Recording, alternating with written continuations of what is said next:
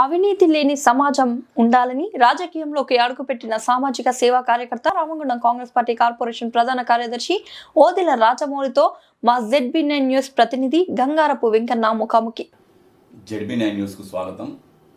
Ramagundam Congress party ప్రధాన కార్యదర్శి మనం ఓదెల రాజమౌళితో ఉన్నాం. వారు ఎన్నో సేవా కార్యక్రమాలు చేసి పేదవాళ్లకు ఆర్థికంగా ఎవరికి ఆపద వచ్చినా నేనున్నా అంటూ సహాయం చేసిన మన ఓదెల రాజమౌళి గారితో మనం ఇప్పుడు ఇక్కడ ఉన్నాం. వారితో మాట్లాడదాం. మీరు చిన్నప్పటి నుంచి ఏం చదువుకున్నారు? మీరు ప్రజలకు సేవ చేయాలనే ఆలోచన ఎందుకు వచ్చింది?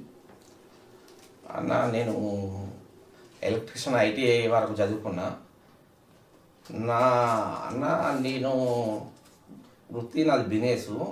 నేను సంపాదించడం ₹1 సంపాదిస్తే 9 రూపాయలు మన స్వార్థాలకు మనం వినియోగించిన డబ్బును కనీసం ఒక 10 పైసలైనా మంచిగా ఉపయోగమైన ఉద్దేశంతో గత 15-20 సంవత్సరాల నుండి నేను ఎన్నో సేవా కార్యక్రమాలు చేస్తూ వచ్చిన. ఇక మీద చేయడానికి ముందుకు ఉండేందుకు సిద్ధంగా ఉన్నా.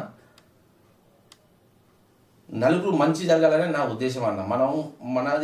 మనం బతుకున్న రోజులు మంచి చేయాలని, మన జీవితం అనేది శాశ్వతంగా కాదు, ఉన్నాన్ని కొన్ని రోజులైనా 10 మందికి మంచి చేయాలనే సదుద్దేశంతో ఈ కార్యక్రమాలను చేసేందుకు నేను ముందుకు వస్తున్నాను. అంటే నీకు ఈ ప్రజలకు సేవ చేయాలనే ఆలోచన అన్న ఎక్కడనన్నా అంటే ఏదైనా సంఘటన జరిగిందా? అంటే ఈ ప్రపంచాన్ని అంటే ఈ లోకంలో అన్యాయాలు ఇట్లా జరుగుతున్నాయి, అందరూ లంచాలు అవి తీసుకుంటున్నారు కదా, దీన్ని మార్చాలనే ప్రయత్నంలో గిట్ట మీరు చేస్తుందా, లేకపోతే మీకు ఎక్కడనన్నా ఏదైనా షాక్ తగిలిందా?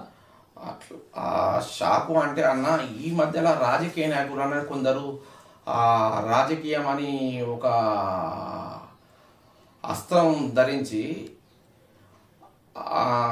మేము రాజకీయంగా చెప్పుకుంటూ వాళ్ళ జీవనోపాధి ఏ విధంగా వాళ్ళు బతుకుతారన్న.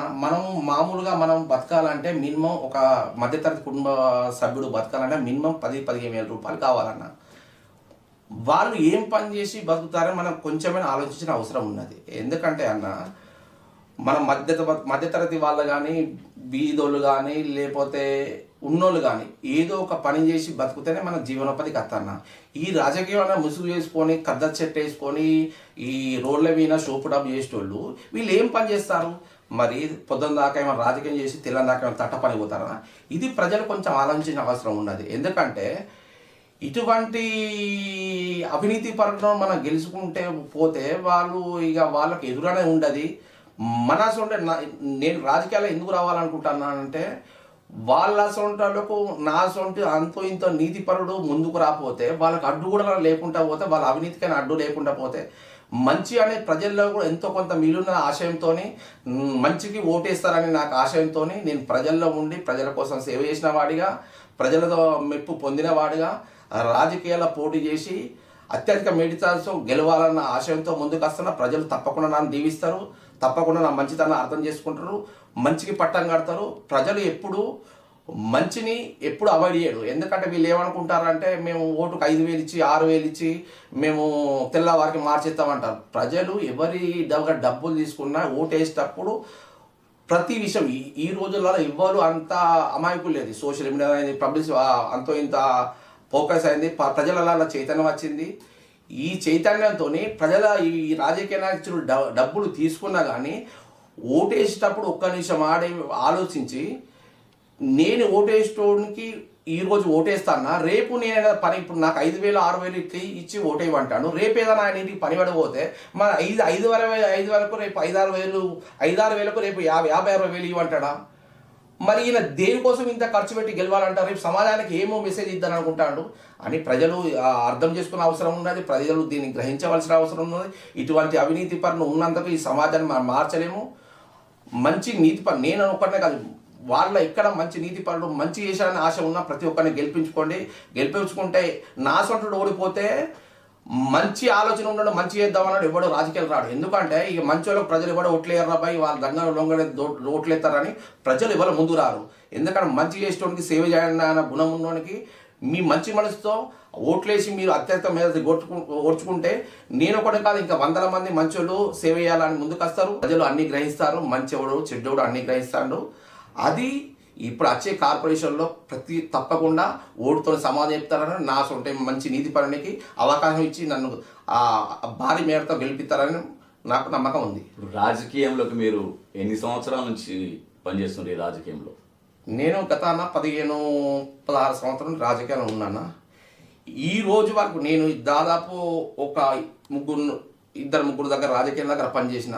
ఈ రోజు వరకు కూడా ఏ రాజకీయం దగ్గర కూడా ఒక్క రూపాయి ఆశించకుండా నేను కష్టపడ్డ దాంట్లోనే ఖర్చు పెట్టుకొని నేను పనిచేసిన రాజకీయం కోసం పనిచేసిన.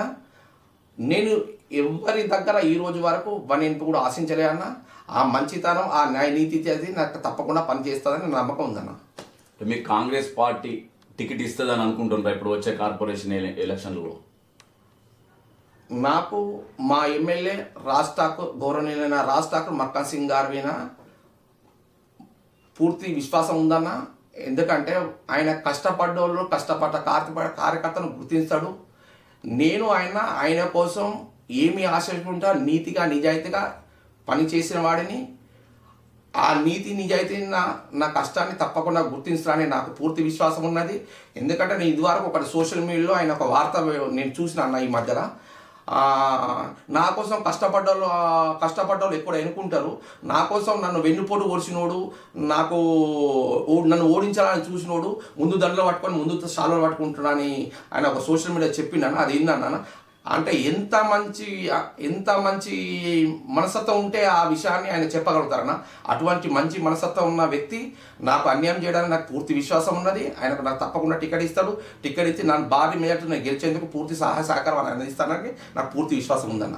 అంటే ఇప్పుడు మీ డివిజన్ ప్రజలు నీ పైన అభిమానం ఎలా ఉంది? నాకు అన్న డివిజన్ పదవులు 90% ప్రజలు ఓదెల రాజమౌళి అంటూ నీతిపరుడు, నిజాయితీపరుడు, ఎవరిని సొమ్ము తినడు, అవసరం అంటే 10 రూపాయలు ఆయన సంపాదనకి వెళ్ళి ప్రజలకు సేవ చేస్తారని ఒక మంచి అభిప్రాయం ఉన్నదన్న. ఆ మంచితనం అని నన్ను గెలిపిస్తుంది అని నాకు ఆశ ఉందన్న. ప్రజలు అతన్ని అభిమానించి గెలిపించిందని మీరే అంటున్నారు కదా, అదే విధంగా మిమ్మల్ని కూడా ఇక్కడి ప్రజలు గెలిపిస్తారనేది మీ ఆశయం అన్న.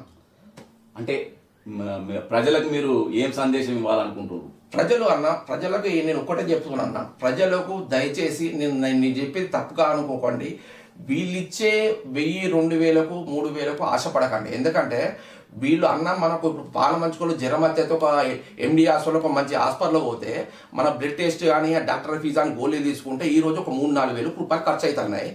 వీళ్ళిచ్చే ఆటలు ఒక 1000, 2000 మన ఓటు అమ్ముకొని మనకు 5 సంవత్సరాలు వాళ్ళ ప్రశ్నించే హక్కును కోల్పోతున్నాము.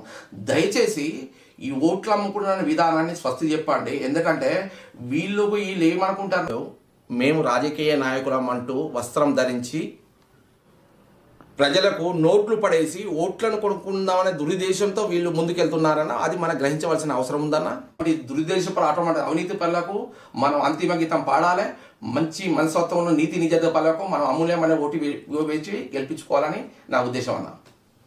మనం ఇప్పుడు రాజమౌళి వారి అభిప్రాయాన్ని తెలుసుకుందాం. ముందు వారు ఏ విధంగా రాజకీయంగా పనిచేస్తారో వేచి చూద్దాం. Thank you.